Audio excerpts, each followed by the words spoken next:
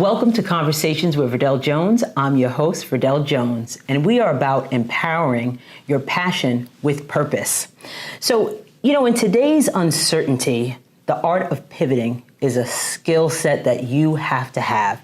And today's guest has used her ability to pivot to create a skincare line that celebrates timeless beauty and resilience. So I would like to welcome Miss Marsha Guerrier. She is an entrepreneur. She's a woman advocate. She's an author. She's all the things. And she's going to be talking to us today about the art of pivoting. And she's also going to share her new product line, YvaMarie New York. So we're so excited to have you. Welcome, Marsha. Thank you for having me. I'm so happy and to be back with you years ago. I know. You interviewed me, right, in another studio. We look the same. I mean, we do. And your products, which you're going to share with us, is the reason why you look the same. Yes, absolutely. So I'm so happy to have you back with me, sitting at the table to discuss your new venture. And I just want to let everybody know that Marsha is awesome. She is one of the most awesome women that I know, and you've helped tens of thousands of women in their businesses, and we're going to talk a little bit about that too. So tell us all about YvaMarie New York. How did it begin? We talked about pivot. Tell us that story. I went to your product launch, which was amazing. Yes, thanks for showing up and supporting. I love you. I appreciate what you do as well. I was approaching the tender age of 50, and as I felt like I was in a little bit of a rut, single mom, he was about 8 years old at the time. I've been through COVID, lockdown, and now we finally began to emerge, right? We outside from behind the camera, and I just didn't feel like myself, like a pre-COVID almost, or even like my youthful self. Right. And I had an opportunity because of my pivot to start a business. I actually started down the rabbit hole of researching skincare from my own personal needs. As I said, as I was approaching 50, I was in my late 40s and felt like my skin and my face didn't match my heart, right? And I wanted to, like I say, get my glow back. And I started going to department stores. I started going to the drugstore, playing around with different price points, what's better, and looking for skincare for me to kind of even out my skin. I had very scaly skin, didn't matter what time of the year, summer or winter. And I rediscovered why I didn't use skincare is because I have sensitive skin. Yeah. I had That's a problem. A lot of things irritate me. Mainly, vitamin C is one of the things that I don't tolerate well. And as I got to the point of turning 50, I did want to address some of the anti-aging issues or the aging issues that I had in my skin, in my face, particularly around my eyes. And I went down this rabbit hole of testing and really researching. My career has been in a lot of data research. Right. And so I said, it's another thing to research. Why not, right? And so I did, and I learned about ingredients that would support the issues that I was facing and what I wanted to prevent and how I wanted to rejuvenate my skin. And then I started testing different chemists and working with different people within the business. Started getting advice from people. I'm fortunate enough to be surrounded by people that can share advice about starting a beauty industry business. It's a pretty competitive business. Extremely competitive. Right. Some will say oversaturated, but when you look at an industry that's approaching $300 billion, you can get a little piece of that. Why not? Why not? I can pay for lunch for my son. Right. That's right. That's Absolutely. right. So have you always had an interest in skincare and beauty, and where did that come from? I did. I always had an interest in starting, but I wanted to start a body care line. Okay. Back then, in my 30s, but I was always focused on the work that I do at HerSuiteSpot and the work that I do with my foundation. Right. And so I just didn't have the capacity to add something else. And working a full-time job in the financial technology industry for all those years, I couldn't add another thing. So I tried to get my mom to start it as her pre-retirement passion project. Right. And she didn't want nothing. She's like, you're the entrepreneur. Right. I'm not the entrepreneur. Yeah. So you have to have a heart for it. You have to have a heart for it. So she didn't want to do it for herself, even with my help. And years later, when the opportunity came for me to have yet another pivot and move into the next phase of my life, I said, you know what? I've been sitting on this, and let me do it. Let's do it. Why not? So this is now, since your pivot, this is now your full-time, it's your baby, really, right? So this is something that you do full-time, and you've taken it on full-time in that way. Yes. And how has that changed from working a 9 to 5 in your industry that you were in, like you said, fintech, to now being being your job, so to speak, or it's more of a passion. Right. But how does that feel, moving from 9 to 5 to this space? Like a job. It's worse than a job. So the funny thing, and as I advise others about their business and their journey, pivoting from employee to employer, right. I say one thing that happens is when we're working our 9 to 5 and we have our side businesses, we're so organized. We're so detailed. Our calendars are spot on because we cannot fail. Right. And so everything is, I don't have time, so I'm going to fit things in everywhere. Now that you have the time, I'm a mad person. Yeah. It's like I'm either overfitting things in. Right. Or I think I have time because I technically don't have a 9 to 5, and so I could do it at 3. But then my son comes in the door at 3. I understand. And so that's interesting. It is a phenomenon that many women I'm talking to now in this phase of their life are facing the same issue, and we ask ourselves, what were we doing before? It's so true. It's so true. How did we manage? I'm newly retired, and now I can do the things that I'm passionate about and that I love. And I'm like, I have no time. My husband comes home and he's like, what are you doing? I'm on my computer. It's terrible. It's terrible. And you think, I could I don't have to work till 10, 11 because working full time, you would go to work and then you would come home and do your side hustle, side business. And now I'm working till 10, 11. Yeah, right. It's all day. Yeah, but there's something to it when it's yours and it's something that you're passionate about. And I just want to pivot to HerSuiteSpot. Yeah. You've working a full-time job. Yeah. You've managed to help, and you said you have a foundation as well. Yeah. You've managed to support and help over 10,000 women in business. Yeah. And you still do that.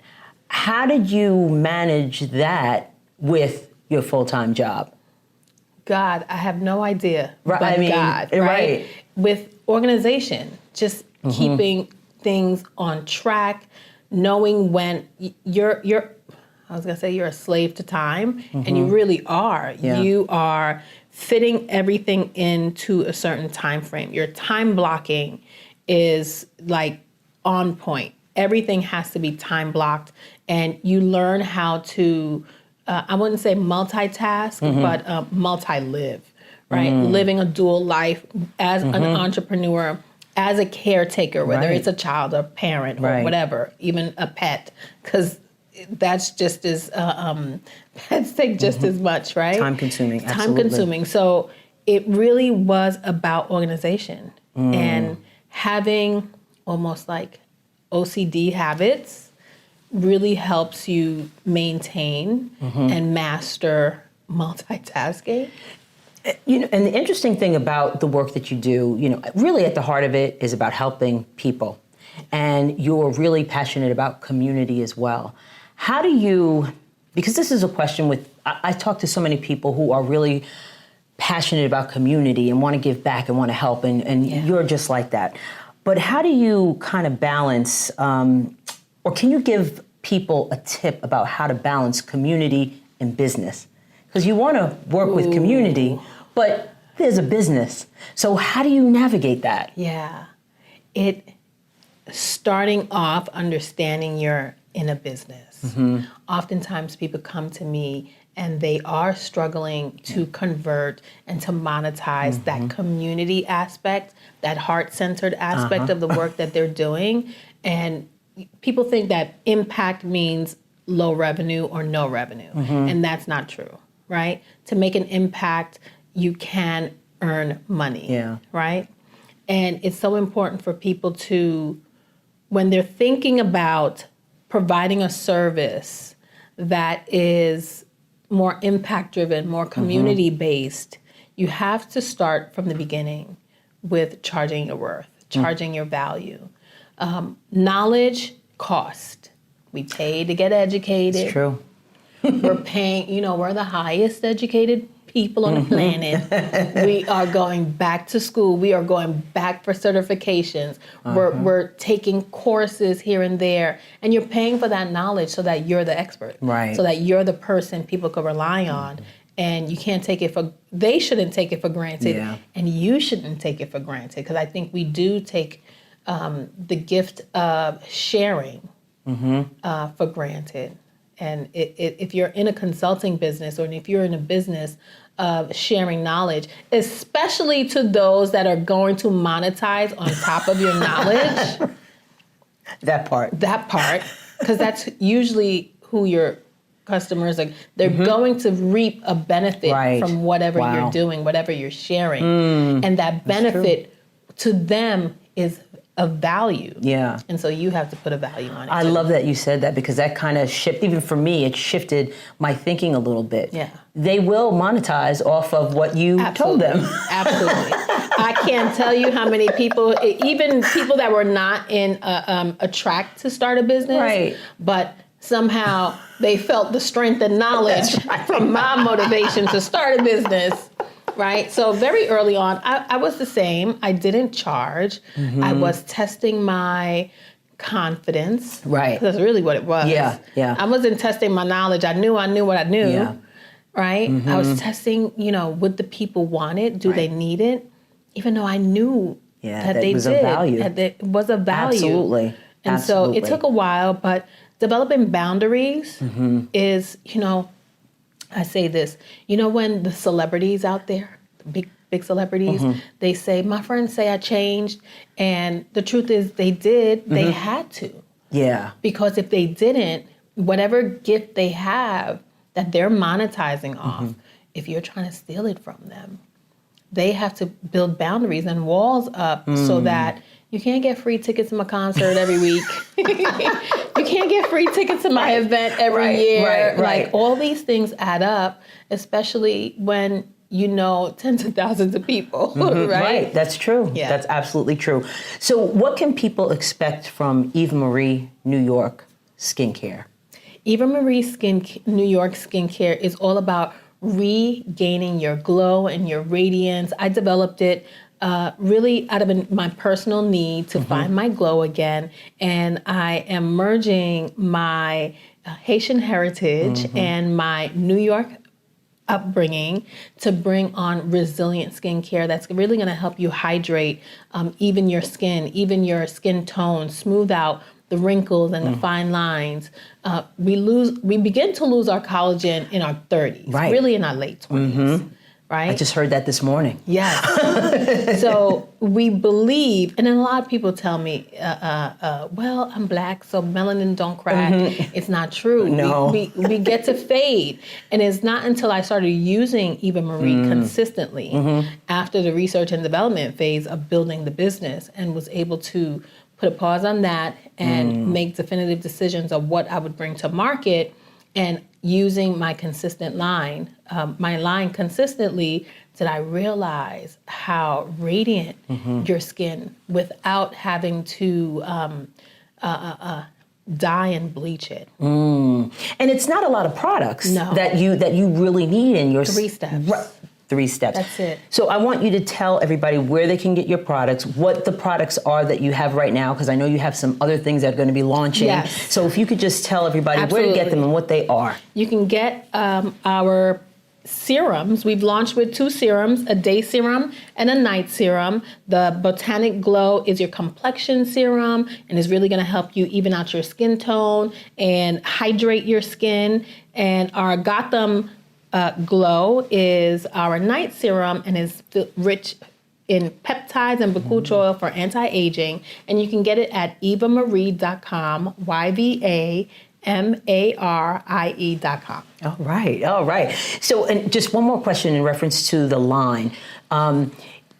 Is how long do these last for people to use? So if they buy both products, how long does it last? If you're buying the duo, this is our Glow Duo, and if you're buying both, you'd use it in the day and in the evening. This should last you a month and a half to 2 months. Okay. Oh, okay. So it's a 30 ounce. You typically, 30 ml, 1 ounce. You typically, a 1 ounce will last you for a month. Okay. And if you I'm going to put it on. If you literally need that much to give yourself that rich hydration and that fullness on your skin, you don't need a lot of product when you're putting on any active, any serum. It really doesn't take a lot. If it works, 2 squirts, 2 pumps. 2 pumps. 2 pumps. And I will say, I have used the night cream, and it is amazing. So thank you very much. Thank you. I appreciate you, and thank you for bringing this product to market.